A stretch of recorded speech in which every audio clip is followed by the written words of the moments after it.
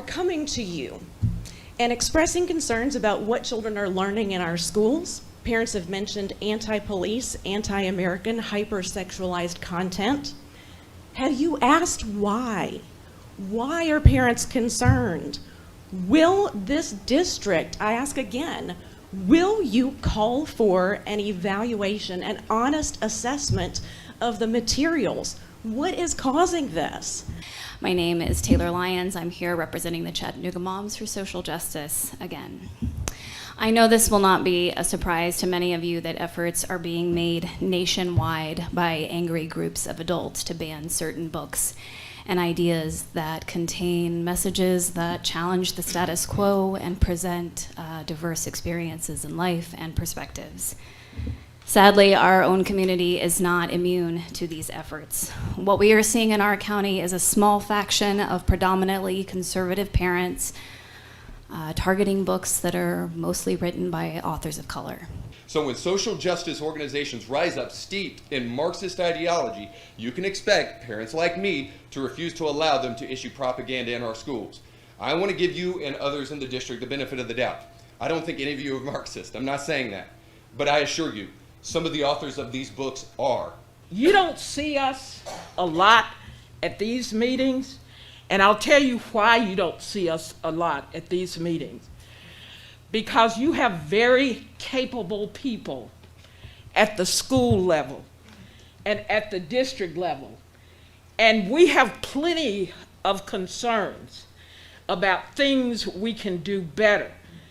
But instead of coming here month after month to complain to you just because it feels good to complain, we work with the people you have in place. Dr. Drake knows we feel there are some injustices. We're working with her. We work with our individual school members. And having said that, this issue of books and censorship, we are so happy to hear you say that education is what we need more of, not censorship, because we cannot get in the business of banning books. Yesterday, got a chance to breathe, didn't have anything going on, got on social media, and there was all this talk about banning books and taking books out of our schools.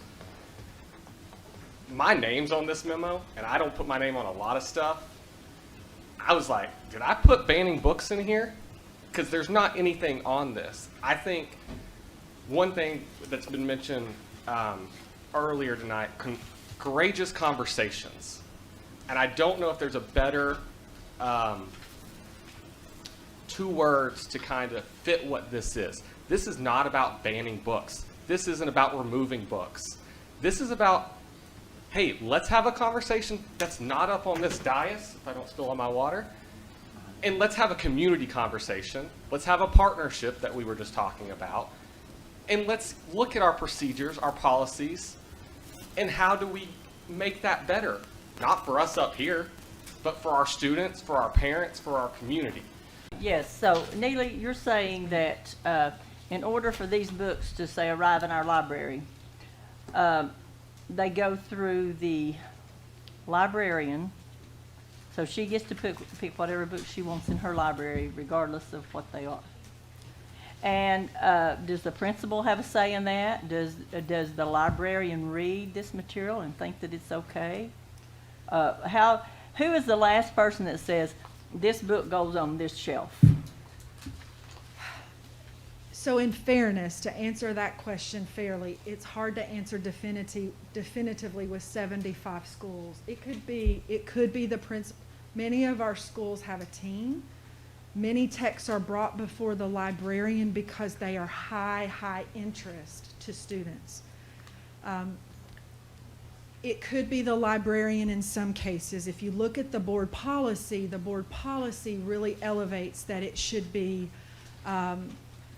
the librarian, the school, the community of the school, especially the principal, should know. It should be collective.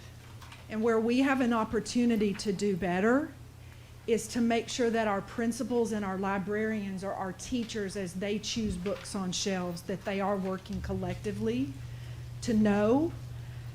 I'm going to be really honest, as we have done work, sometimes the principals didn't know about a book or this book or that book. Sometimes our students bring books into school because their parents avidly take them to Barnes and Noble, and then they'll talk to a librarian about that book.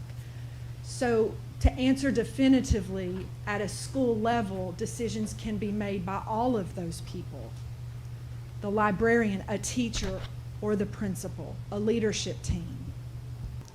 As such, we remain deeply proud of our classroom library project, which we shared the details with you about a few months ago.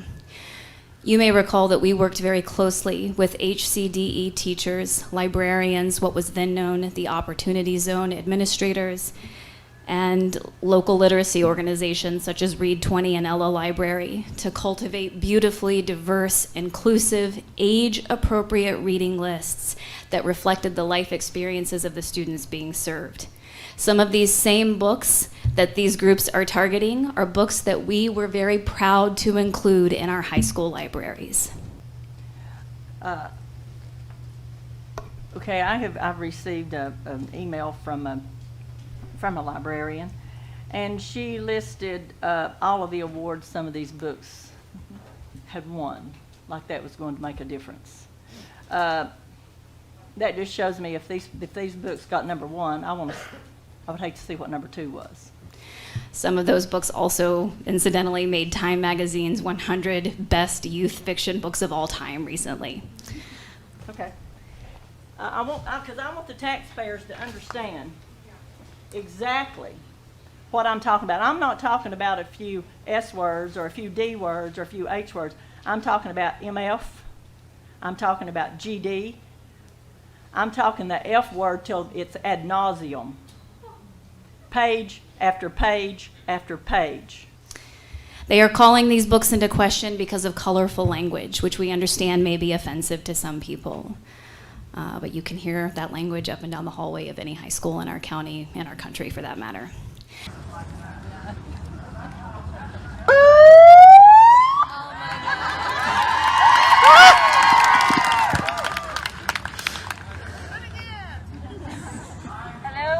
Yeah. Hello? Yeah. We know how to use a megaphone too, motherfucker! We're supposed to be edifying students. We're supposed to be building them up. We're supposed to be preparing them for life as adulthood to be out and be productive citizens in this society. I do not see one thing in here about shooting cops, mistreating SRO officers, blowing people's brains out. I do not see one thing edifying in any of this.